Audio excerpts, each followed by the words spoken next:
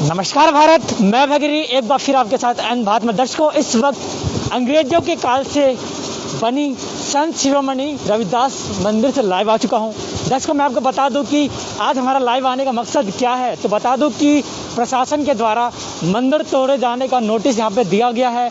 किस तरीके से आपको बता दूं, प्राचीन काल से ये मंदिर बना हुआ है और यहाँ पे कई महान पुरुषों ने यहाँ पे समाधि भी ली है। तो आइए मैं आपको दिखाता हूँ किन किन लोगों ने यहाँ पे समाधि ली है। तो दर्शकों, जहाँ पे सबसे बड़े महान 108 कबीर परमहंस महापुरुषों की समाधि देखिए यहाँ पे बनी पड़ी है। किस तरीके से अंग्रेजों के काल में ही यहाँ पे जो हमारे महान पुरुष थे, इन्होंने यहाँ पे समाधि ली थी। और किस तरीके से फरीदाबाद में आए दिन प्रशासन की तरफ से नोटिस आ रहे कि अवैध कब्जों को हटाया जाए। मैं आपको बता दूं, इस मंदिर को हटाए जाने का कारण क्या है। तो प्रशासन का कहना है कि हम यहाँ से मेन हाईवे बनाएंगे ताकि लोगों को आने जाने में कठिनाइयों का सामना ना करना पड़े। लेकिन किस तरीके से हाईवे होने के कारण इस मंदिर को तोड़ा जा रहा है, मंदिर का कुछ भाग को तोड़ा जा रहा है। इसको लेके यहाँ पे हमारे साथ कुछ लोग हैं। यहाँ पे किस तरीके से भीम आर्मी के संगठनों के द्वारा यहाँ पे आज बैठक रखी गई है। और जो ये मंदिर है संत शिरोमणि गुरु रविदास जी के नाम से जो ये मंदिर है आज यहाँ टूटने वाला है। प्रशासन की तरफ से नोटिस दिया गया है और यहाँ पे हमारे साथ कई कार्यकर्ता जो भीम आर्मी के वो जुड़ेंगे। और आपको बता दूं, ये मंदिर तोड़ने का ये नोटिस था। और देखिए, मैं आपको बता दूं, यहाँ तक देखिए, यहाँ पर जो भी आप येलो कलर की जो निशान देख रहे हैं, यहाँ तक का नोटिस दिया गया कि हम यहाँ तक मंदिर को तोड़ेंगे। और मैं बातचीत करूंगा, हमारे साथ एक शख्स जुड़ेंगे, नाम जानेंगे आखिर कौन है और कहाँ के रहने वाले। क्या नाम है सर? मेरा नाम विजय किशन है। मैं भीम आर्मी से प्रदेश उपाध्यक्ष, हरियाणा प्रदेश में। क्या बात हो गई कि आप लोगों को आज यहाँ पे इस मंदिर में आना पड़ा? हम आज ही नहीं आए हैं, पहले भी आए हैं जी। और पहले हमने प्रदर्शन भी किया है इसके लिए। प्रशासन से, अधिकारियों से मांग भी की है, सरकार से और गवर्नर से मांग भी की कि आप हमारे ये आस्था का केंद्र है और आज का नहीं है, ये लगभग 200 साल पुराना प्राचीन मंदिर है हमारा रविदास जी का। इसका जो हॉल है, अगर दुकानों की बात है तो हम देने के लिए तैयार हैं, लेकिन आप सामने देखेंगे तो सामने भी बहुत सारी ज़मीन है, लेकिन उसको नहीं छेड़ा जा रहा है क्योंकि वहाँ पे कुछ मनुवादी लोगों ने कब्जा किया हुआ है और दबंग लोगों ने कब्जा किया हुआ है। लेकिन क्योंकि, और ये एक अकेला मामला नहीं है, आप फरीदाबाद में देखेंगे तो दलित समाज से जुड़े हुए कई सारे मामले हैं। जैसे कि फरीदाबाद के अंदर आप जो अम्बेडकर चौक, जिसे हार्डवेयर चौक के नाम से लोग जानते हैं, उसके भी दुर्दशा कितनी बुरी हालात हैं। एक पीछे आप यहाँ देखेंगे हनुमान नगर है, हनुमान नगर में अम्बेडकर पार्क के लिए वहाँ ज़मीन छोड़ी हुई है, लेकिन वहाँ कुछ सब्जी मंडी के संचालकों ने कब्जा किया हुआ है, उस जाति के लोगों ने, वो भी खाली करने के लिए तैयार नहीं है। तीसरा, हमारा ये आस्था का केंद्र रविदास मंदिर, यहाँ पर भी वीडियो चलाने की तैयारी प्रशासन से चल रही है। अगर यहाँ इस मंदिर की, अगर ये हॉल और मंदिर जाएगा तो हम बर्दाश्त नहीं करेंगे किसी कीमत पर, चाहे हमें सड़कों पर उतरना पड़े, चाहे जो भी करना पड़ेगा, कुर्बानी देनी पड़ेगी हमको। आपके हॉल के अंदर जो आप हॉल के अंदर मैं बताता हूँ, हॉल के अंदर, हॉल के साथ में ही हमारे 100 साल पुराने साधु संतों ने जीवित समाधियां दी हुई हैं। उन समाधियों को भी छेड़ा जाएगा जब हॉल जाएगा तो ये बहुत मुश्किल है कि हम इसको ऐसे आसानी से छोड़ देंगे और जाने देंगे। आपका कहने का मतलब है कि जो समाधि है उसे ना छेड़ा जाए? जी हाँ, बिल्कुल नहीं छेड़ा जाए समाधियों को। और फिर अगर जगह ना हो, प्रशासन के पास ये ऑप्शन ना हो, क्योंकि प्रशासन ने हमसे कहा था कि ठीक है जी, जैसे आगे पुल बना रहे हैं लोगों की मार्केटें बचाने के लिए, हम यहाँ पे भी पुल का प्रावधान रखते हैं और पुल नहीं बना तो हम आगे से मूव करेंगे। और दूसरा छोड़िए, ये 12 लाइन का है, 6 लाइन हाईवे दिल्ली से आगरा तक जो जा रहा है, आप देखेंगे तो बल्लभगढ़ जो पुराना रेलवे पुल है वहां पर 4 लाइन रह जाता है, वो आज तक 6 लाइन नहीं हुआ। तो जब ऑप्शन है आपके पास में, तो आप ऐसे दलित समाज के लोगों की भावना से क्यों खेल सकते हैं? पूरे प्रदेश के अंदर सबसे ज्यादा पुराना मंदिर हमारा ये है, ये हम कतई बर्दाश्त नहीं करेंगे। पहले जब आप लोगों ने बात की थी तो प्रशासन के साथ आप लोगों की सहमति हो गई थी। प्रशासन ने हाँ की थी कि हम इसे बरकस प्रयास करते हैं। उन्होंने प्लान भी बनाया था कि यहाँ से पुल बनाएंगे या फिर इस सड़क को हम यहाँ से मूव करेंगे। यहाँ चौधरी कृष्णपाल गुर्जर ने भी ये लोगों से, जो संत लोग गए थे, हम नहीं गए थे, उन्होंने भी कहा था कि मैं इस मंदिर को बचाऊंगा। और आने वाली 17-18 को शायद यहाँ एक कार्यक्रम है और उसमें मुख्य अतिथि के रूप में आ भी रहे हैं कि जो लोग यहाँ पर हम पर अत्याचार कर रहे हैं, हमारे ही जो पुराने प्राचीन मंदिर हैं, उन धरोहर हैं, उन्हें तोड़ने की बात कर रहे हैं और वहीं पर वो चीफ गेस्ट बन के आ जाते हैं। किस मुंह से वो चीफ गेस्ट बन जाते हैं, किस मुंह से वो आदेश पारित करवा देते कि नहीं भाई ये मंदिर तो टूटेगा। सर, बात ये बताएं कि कई बार देखा गया है जब भी कोई बात आती है तो हिंदू की आस्थाओं के साथ खिलवाड़ किया जाता है। आखिर क्यों सरकार हिंदुओं की आस्था के साथ खिलवाड़ क्यों कर रही है बार बार? हिंदुओं के आस्था की तो मैं नहीं कहूँगा कि हिंदुओं की आस्था, लेकिन दलित समाज के जरूर पूरे देश के अंदर कहीं पे बाबा साहब अम्बेडकर की मूर्तियां तोड़ी जाती हैं। अभी पीछे रविदास का मंदिर जो कुरुक्षेत्र वहाँ पर भी हुआ। अभी पीछे आप देखेंगे जींद के अंदर पिछले 6 महीने से 3 गांव के लोगों का सामाजिक बहिष्कार किया हुआ है, दलित समाज के लोगों का। तो ये मैं तो अपना कहूँगा कि हिंदू और दलित समाज के लोगों के, हिंदू संगठन के लोग, हिंदू समाज के लोग हिंदू मानते ही नहीं है, सिर्फ वोट बैंक के तहत ये सिर्फ अपना चाहते हैं कि भाई ये वोट की राजनीति है, इनको हिंदू घोषित करते हैं ये लोग। कहने का मतलब है कि दलितों के साथ भेदभाव किया जा रहा है, बहुत ज़्यादा भेदभाव किया जा रहा है। जब से ये भाजपा सरकार इसमें 2014 से आई है तब से ज़्यादा भेदभाव किया जा रहा है। तो आप मुझे ये बताएं, इस मंदिर की क्या खासियत है, कितने साल पुराना ये मंदिर है? ये 200 साल से ज़्यादा पुराना है और ये समाज की दान में दी हुई जमीन है। यहाँ पहले यहाँ पर शमशान घाट हुआ करता था समाज का ही, और चमर कुटी के नाम से ये कागजों में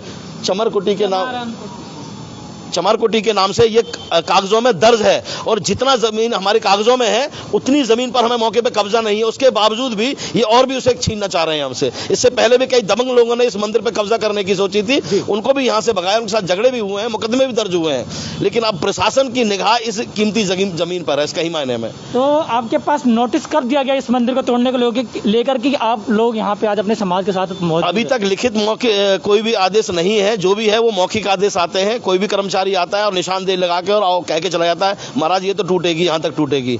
अभी पहले कहा गया भाई दुकानें जाएंगी सिर्फ, बाकी आपका मंदिर पूरा और ये सारा बचा दिया गया है। तो महाराज जी ने कहा आप तकलीफ ना लें, हम खुद तोड़वा देंगे। और महाराज जी ने आप देखेंगे बाहर तो वहाँ काम भी शुरू करवा दिया, दुकानें खाली करवा के दुकानें तोड़वाने का काम शुरू करवा दिया। बोला प्रशासन ने लिखित आदेश नहीं दिए, केवल निशान लगा के चले गए, वो मौखिक आदेश, बस ओनली मौखिक आदेश। जबकि प्रशासन की तरफ से लिखित आदेश देना कंपलसरी है। जी हाँ, लिखित आदेश देना चाहिए, तो मौखिक आदेश क्यों दिया गया आपको? ये लिखित आदेश देंगे तो हमें कोर्ट का रास्ता मिलता है जाने के लिए, कोर्ट प्रूफ मांगता है कि आपसे किसने कहा है, इसलिए लिखित आदेश नहीं दिए जा रहे हैं। आप पीछे सिर्फ मौखिक आदेश से तो तोड़फोड़ नहीं की जा सकती, चेतावनी दे रहे हैं तो लिखित में देंगे तभी तो उसको तोड़ेंगे। सर आप ये कोई पहला मामला नहीं है, आप देखेंगे जहाँ दलित समाज दलित बस्तियों में रहता था, स्लम बस्तियों का क्या हाल था, वहाँ सिर्फ मौखिक आदेश पे ही रेलवे प्रशासन ने जमीन तोड़ी तो रेलवे अधिकारी ने अपना नाम तक नहीं लिखा नोटिस पे, जो नोटिस चिपकाए कि किस अधिकारी ने ये आदेश दिए हैं। अधिकारी का कोई नाम पता है आपको जिसने आपको? अभी कोई अधिकारी नहीं है, मेरी जानकारी ये महाराज जी ने बताया, उसके बारे में जानकारी महाराज जी ज्यादा दे सकते हैं। मैं महाराज जी से बात करूंगा जिनको